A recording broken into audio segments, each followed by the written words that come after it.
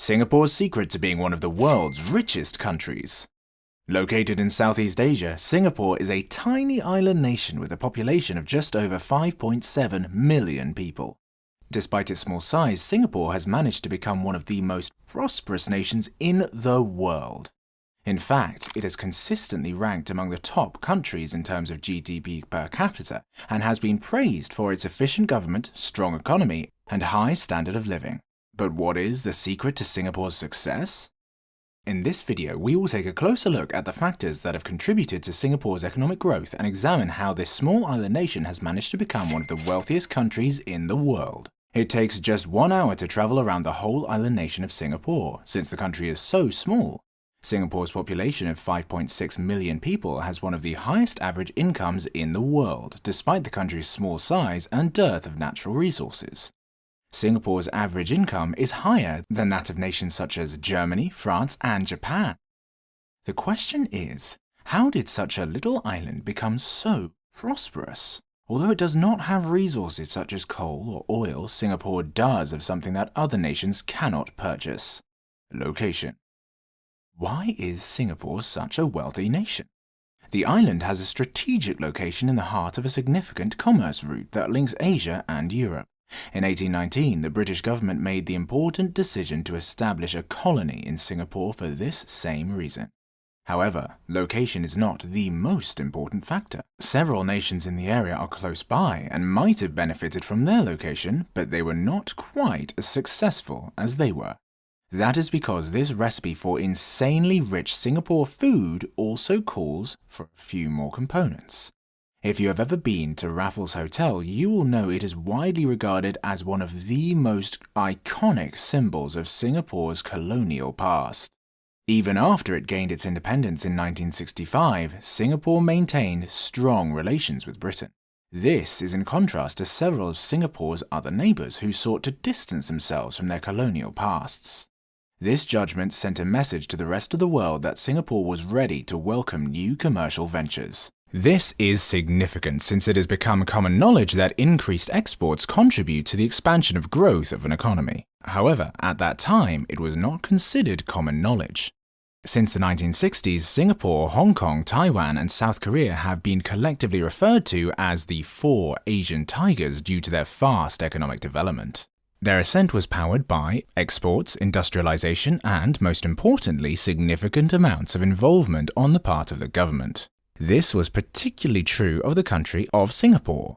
Even though there was a high unemployment rate at the time, labour strikes were widespread on the island in the 1960s. On top of that, there was a housing shortage, and Singapore is home to one of the biggest slum settlements in the whole world. This contributed to the situation. The question, therefore, is how can you train your workforce to be more disciplined to entice investment? Well, you offer them something to work towards, like a home of their own, and that's why one of the first government organizations that were established in Singapore was focused on providing inexpensive public housing for the population there. In the 1960s, barely 9% of the population lived in public housing. Now, that number is more than 80%. When you throw in increased rights for employers, strikes have become incredibly uncommon. The unemployment rate went from an estimated 14% in 1959 to 4.5% in the 1970s as a result of the government's efforts to attract foreign investment via tax incentives. This led to growth in the economy and a reduction in the jobless rate. Why is everything in Singapore so darn expensive? By the 1980s, Singapore had developed into a regional manufacturing centre and had become the leading manufacturer of hard drives in the world. However, the manufacturing sector only amounts for roughly 20% of Singapore's GDP today. Take a peek at how quickly Singapore's GDP has been growing. You can see 2 major upticks, the first one starting in the late 80s and the second one commencing at the beginning of the new century. Ironically, Singapore may credit the global economic slowdown for that. You see, in 1985, Singapore had its first recession since the country gained its independence. As a result, the government was forced to implement new policies. To make state-owned businesses, such as telecommunications industry, more competitive, they were privatized. After that, at the turn of the century, service sectors, such as banking and insurance, were further opened up to competition and liberalization. This openness contributed to the increase in the percentage of services in the economy, which went from barely 24% of the GDP in 1985 to more than 70% in 2017. Singapore became the location of choice for the establishment of regional headquarters by multinational corporations. Because of this, even more significant players came to the market, which increased Singapore's appeal to corporations and, as a result, the country's GDP. These days, doing business in Singapore is considered one of the simplest it is anywhere in the globe. Many people are pleased with Singapore's progress, from having an economy in development to having a mature economy.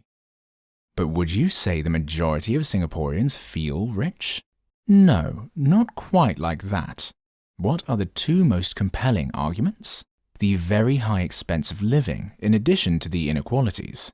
Singapore has been ranked as the most expensive city in the world for the last 5 years running, surpassing both New York and London in that regard.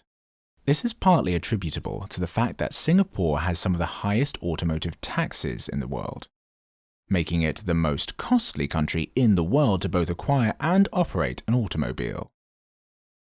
Additionally, it is the third most costly location on the planet to shop for garments. On the other hand, personal care items, home products, and domestic services are often less costly in Singapore than they are in other big cities. The median monthly wage in Singapore is $3,270, which is rather low considering the country's high GDP per capita. That may not seem like a big deal, but around 20% of that must be placed in the mandated savings account.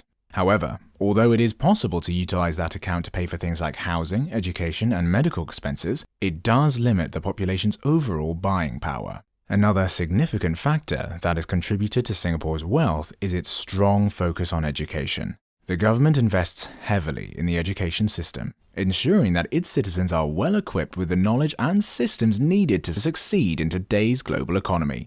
This emphasis on education has led to a highly skilled and productive workforce, which has in turn attracted even more foreign investment. Furthermore, Singapore's reputation for having a strong education system also makes it an attractive destination for expatriates and their families, further contributing to the overall economic growth and diversity of the nation. Why is Singapore's social structure so unequal?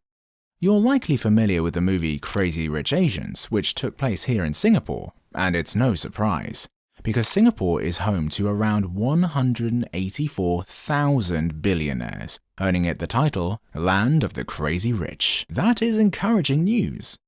On the other hand, when compared to other industrialized nations, the level of inequality in Singapore is rather high. Let's look at the Gini coefficient, which is a scale that is used to assess inequality.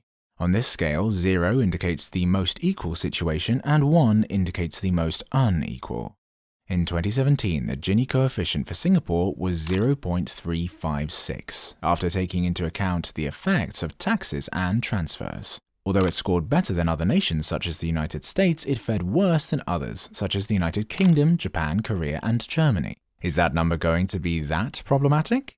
Books similar to this one flew off the shelves when that question was asked. Following the discovery by a think tank that Singaporeans who reside in public housing have on average less than one friend who lives in private housing, public housing residents have sparked public discussion on the gap that exists between different socio-economic groups in Singapore.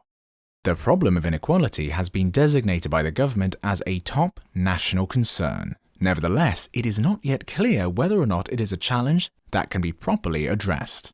We hope you found it informative and enjoyed learning about the factors that have contributed to Singapore's economic success. Now, we'd love to hear from you.